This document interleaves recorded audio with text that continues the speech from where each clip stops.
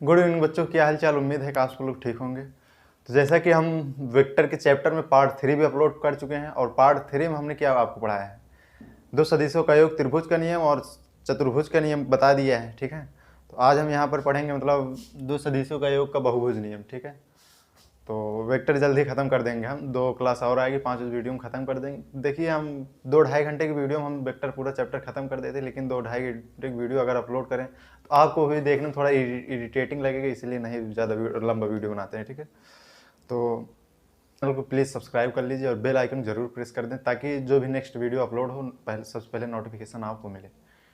तो आइए यहाँ देखते हैं दो सदिशों का योग का बहुभुज नियम। ठीक है, आइए दो सदिशों का योग का बहुभुज नियम। ठीक है, अगर सदिशें इस प्रकार से मतलब रखी गई हैं, ठीक है, सदिशों का जो व्यवस्था है, ठीक है, इस क्रम में रखी गई हैं, तो आर परिणाम आर इजकल टू होगा A vector plus B vector plus C vector plus D vector plus मतलब आगे जो भी हो। ठीक, अगर इस तरह से है कहीं मतलब इस तरह से दिख जाए, ठीक, तो ये इस तरीके से ये लिखा जाएगा। और मान लीजिए अगर दे दिया A vector B vector C vector D vector E vector, मतलब कोई दो सदिशों का मतलब जो हेड है, ठीक, टेल से टेल नहीं मिल रहा है या हेड से हेड नहीं मिल रहा है, तो इस तरह से मतलब A plus B plus C plus D plus E, A vector plus B vector plus C vector plus D vector plus E vector equal to क्या होगा, जीरो वेक्टर। ये इनका योग आएगा। ठीक है, जीरो वेक्टर हम मानेंगे, हम आपको अगली क्लास में भी बताए थे। ठीक है, और ये मान लीजिए इस तरह से दिया है। ठीक है, तो देखिए इसको पढ़ते हैं क्या है, मतलब ये चीज़ें पढ़ लेंगे तो ये चीज़ें समझ में आएंगी, क्योंकि ये 3 पॉइंट जो है इन्हीं के हैं।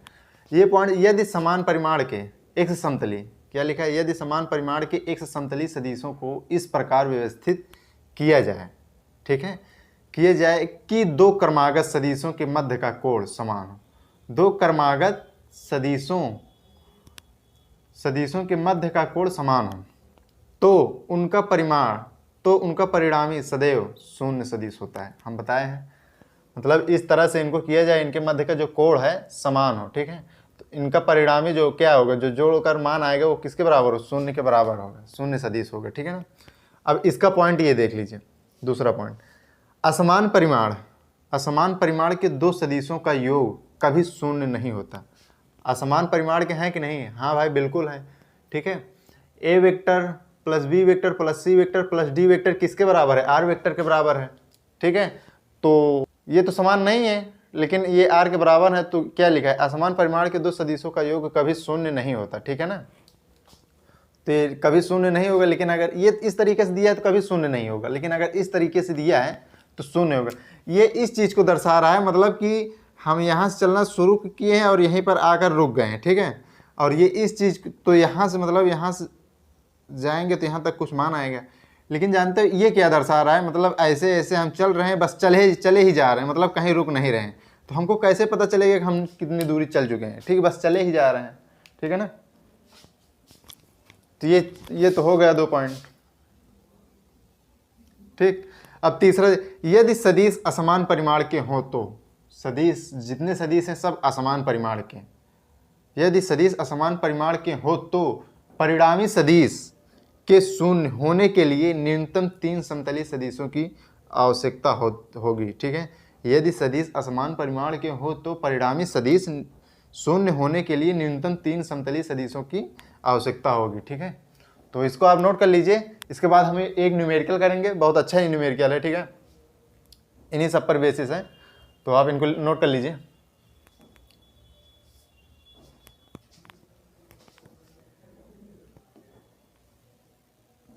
तो आइए बच्चों देखते हैं। ठीक है, बहुत ही शानदार और खतरनाक न्यूमेरिकल है। ठीक है, समझने की आवश्यकता है। ठीक, और आज यहाँ पास में एक मैरिज हॉल है, उसमें पगलैती हो रही 3 दिन से लगातार, शादी हो रही है, सबकी सुहागरात मनाई जा रही है। यहाँ हम लोग एक टॉपिक चैप्टर नहीं खत्म कर पा रहे हैं। ठीक, आइए देखते हैं क्या रहा है। ए वेक्टर व बी वेक्टर क्या कह रहा है, पहले ए वेक्टर है कोई और उसके बाद बी वेक्टर है। ये मान लीजिए ए वेक्टर है और ये बी वेक्टर है, इसका मतलब यही है, इसका भी मतलब यही। ठीक, परिणामी सदिश ए के लंबवत है। ए के लंबवत मतलब यहाँ पर, मतलब इस तरह से, मतलब यहाँ पर 90 डिग्री का कोण बना रहे। ठीक, ए के लंबवत है तब ए व बी के मध्य का कोण का मान ज्ञात कीजिए। ठीक, इतना हम बता दें तो आइए इसको हम सही बना लेते हैं। ठीक है, ये क्या है, ए वेक्टर है। ठीक, और ये ए वेक्टर के लंबवत है। ठीक है, ये परिणामी सदिश आर जो है ए वेक्टर के लंबवत है। कुछ ज़्यादा ही साइड बना दी ना यार।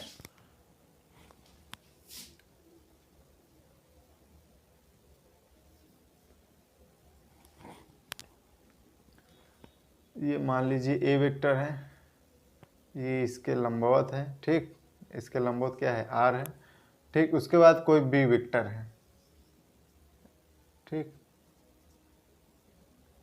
ठीक है, ये ए वेक्टर,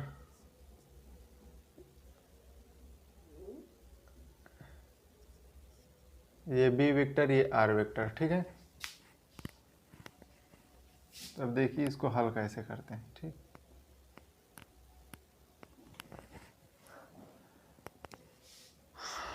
हमको आपको पता है ये क्या है, 90 डिग्री है। मान लीजिए ये अल्फा इक्वल टू दे दिया। ठीक, तो हमको क्या मध्य का कोण का मान ज्ञात करना है। ठीक है, tan अल्फा इक्वल टू क्या होता है, बी साइन थीटा,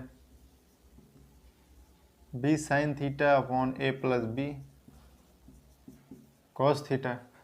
अल्फा का मान क्या कितना है, tan 90, B sine theta A plus B cos theta. tan 90 का मान क्या होता है, इनफाइनाइट, कुछ नहीं ऐसे ही रहेगा, B sine theta A plus B cos theta. ठीक है, ये बी साइन थीटा हो गया, तो बी साइन थीटा को इधर ले आएंगे तो इसको इस तरह से भी कर सकते हैं, A plus B cos theta is equal to into B sine theta. Sine 90 का मान क्या होता है, जीरो, तो ये क्या हो जाएगा, पूरा जीरो हो जाएगा। तो ये यहाँ क्या हो जाएगा, जीरो, तो ये होगा क्या, तो ये B cos theta is equal to क्या लिख सकते हैं हम, B cos theta is equal to minus A, और कॉस थीटा इजकल टू क्या लिख सकते हैं, माइनस ए अपॉन बी। ठीक है, तो यही हमारा आंसर हो जाएगा। ठीक है, ये B sine theta into sine theta, sine theta का मान लीजिए 90 डिग्री रख दिए। अब साइन 90 डिग्री का मान होता ही जीरो। ठीक,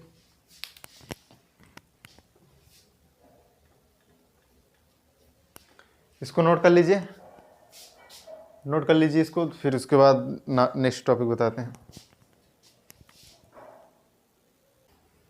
तो आइए बच्चे देखते हैं दो सदिशों का योग का घटाव। ठीक है, दो सदिशों का योग का घटाव या दो सदिशों का व्यवकलन। ठीक है, देखते हैं होता क्या है। अरे यार,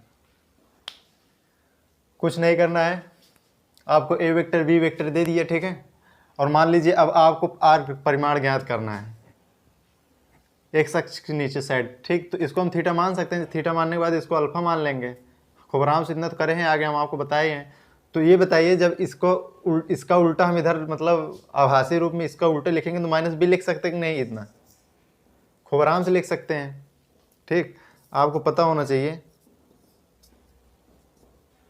ये x है, ये माइनस एक्स है, ये y है और ये माइनस y है, तो ये वही चीज़ है। ठीक है ना,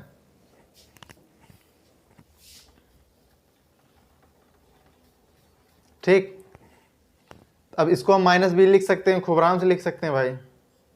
ठीक, तो ये हमको थीटा पता है, ये हमको थीटा पता है इतना पूरा। ठीक है, तो क्या हम इस मतलब ये जो होता है मान, इसका मान 180 होता है कि नहीं। ठीक, अब हमको मान लो यहाँ ये कुछ थीटा दिया है, तो इसको हम 180 माइनस थीटा लिख सकते हैं, तो जो कुछ आएगा लिख देंगे। इतना कर सकते हैं, खूब आराम से कर सकते हैं। देखिए यहाँ वही किए हैं और कुछ नहीं किए हैं। आर परिमाण इक्वल टू था। ठीक, तब किसके सापेक्ष हम परिमाण ज्ञात करते थे, इसके सापेक्ष ज्ञात करते थे। यहाँ पर आर परिमाण, R mod of vector R equal to mod of vector A plus B. ठीक, under root A square plus B square plus 2ab cos theta. Cos theta, theta यहाँ पर क्या लिखेंगे, 180 माइनस थीटा, आपको बताया है 180 माइनस थीटा। तो 180 minus theta, फिर थीटा जो होगा घटेगा, तो फिर ये यही ना आएगा, तो mod of vector R is equal to mod of vector A minus B is equal to क्या होगा, A square plus B square minus 2ab cos theta, हम आपको बताए हैं। ठीक, तो ये हो गया। ये बताइए आर इजकल टू यहाँ क्या है, A vector minus B vector. यहाँ ए जो है ये क्या है, पॉजिटिव में है, नॉट फॉर नेगेटिव। ए क्या है, पॉजिटिव में है। यहाँ पर बी क्या है, माइनस किस पर लगा है, बी पर लगा है, बी वेक्टर पर। ठीक, तो हम इसको इस प्रकार से लिख सकते हैं, A plus minus B vector. ठीक, तो वही ये चीज़ें यहाँ की गई हैं। ठीक है ना, तो इसको आप नोट कर लीजिए। ये कोण का मान रहा है, ये इसका मान निकालने के लिए बी साइन थीटा अपॉन ए माइनस बी कॉस थीटा। यहाँ देखिए ये बी इसके सापेक्ष लिया जाएगा, ये जो है इसके सापेक्ष लिया जाएगा, इसके सापेक्ष नहीं लिया जाएगा। इसका ज्ञात करना होगा, इसका और इसका ज्ञात करना हो, तो हम उसको दो सदिशों को योग जाएंगे त्रिभुज के नियम या चतुर्भुज के नियम में। ठीक है ना, तो इसको आप नोट कर लीजिए। इस पर एक न्यूमेरिकल करवाते हैं। भाई बच्चों देखते हैं। ठीक है, दो सदिशों का अवकलन घटाओ, दो सदिशों को घटाओ का फार्मूला तो हम आपको बता चुके हैं, सिद्ध भी करा दिया। ठीक है, अब उसी पर एक न्यूमेरिकल यही करना है। ठीक है, तो आइए देखते हैं क्या कैसे होता है। ठीक, क्या दिया क्या है, ये कह क्या रहा है। ठीक है, mod of vector A plus B equal to क्या है, mod of vector A minus B है। ठीक है ना, अब बताइए क्या कह रहा है, यदि mod of vector A plus B vector equal to mod of vector A minus B vector, तब ए व बी के मध्य कोण ज्ञात कीजिए। ठीक है, तो हमको ए व बी के मध्य कोण ज्ञात कर, तो इसका फार्मूला क्या होता है, ए प्लस बी का फार्मूला आप बोलिए पूरा क्या लिखेंगे। इसके यहाँ पर क्या लिखेंगे हम, A square plus B square plus 2ab cos theta equal to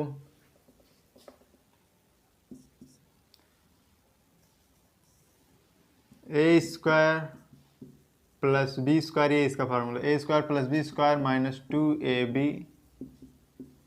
cos theta. तो रूट से रूट कट जाएगा तो क्या हो जाएगा, A square plus B square plus 2ab cos theta equal to A square plus B square minus 2ab cos theta. तो यहाँ ये कट जाएगा कि नहीं, इसको इस तरफ ले आएंगे तो माइनस में हो जाएगा, या बटे में हो जाएगा तो कट जाएगा, तो बचेगा क्या, 2ab cos theta equal to minus 2ab cos theta. ठीक ठीक, तो इसको हम इस तरफ ले आएंगे तो क्या हो जाएगी, माइनस में इधर आएगा तो प्लस में, तो क्या हो जाएगी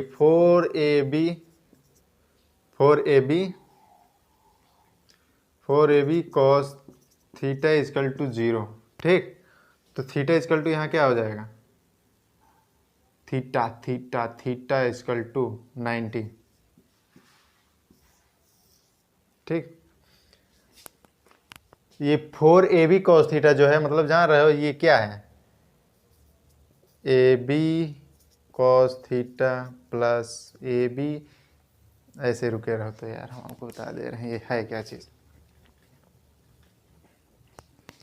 ये 4ab कॉस थीटा जानते हो क्या है,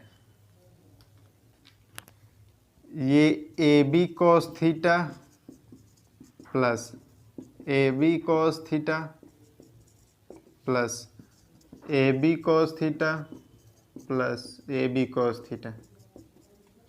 ठीक, तब इक्वल टू 0 है, ab कॉस थीटा 1 2 3 4। ठीक, ab कॉस थीटा,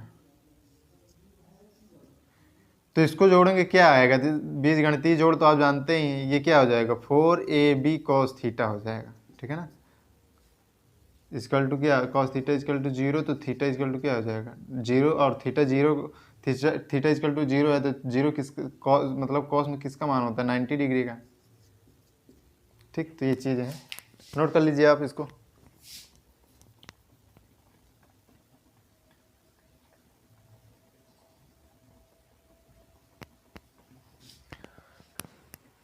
तो आइए बच्चों न्यूमेरिकल करते हैं, मतलब एक हेडिंग के ही रूप में है। ठीक है, तो ये जो है यूनिट मैग्नीट्यूड का फार्मूला है, ठीक है। तो ये फार्मूला आपको याद जरूर होना, क्योंकि अगर इस तरह से कहीं आ जा रहा है सॉल्व करने के लिए क्वेश्चन, तो आपको इसी फार्मूले से सॉल्व करना है। और ये इसका मान जो होता है हमेशा 1 होता है, ठीक है, ठीक है ना। आइए सॉल्व करते हैं, देखते हैं कैसे सॉल्व किया जाता है, ठीक। देखिए दिया क्या है, ठीक, plus B mod of A cap plus mod of B cap, ठीक है ना। Mod of A cap plus B cap, इसको जो है कैप कैप कहते हैं, ठीक है। जैसे इस तरह से अगर लिखा है तो इसको ए कैप कहेंगे, अगर इस तरह से लिखा है तो मॉड ऑफ ए कैप पढ़ेंगे इसको, ठीक है ना। जैसे यहाँ पर पढ़ते थे कि मतलब मॉड ऑफ ए वेक्टर या ए वेक्टर, उसी तरह से वो भी है, लेकिन इसका मान 1 होता है, ठीक है।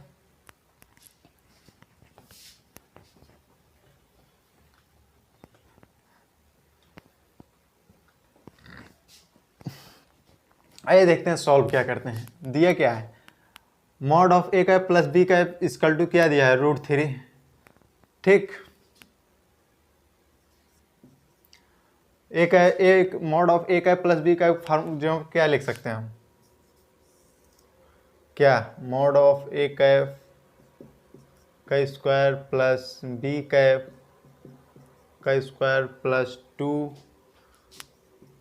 ए cap into B cap cos theta equal to √3, ठीक। तो रूट से रूट कट जाएगा, तो इसको हम इस तरह से लिख सकते हैं, ठीक है। 1 का स्क्वायर प्लस 1 का स्क्वायर प्लस 2 इंटू 1, ठीक, इंटू कॉस थीटा,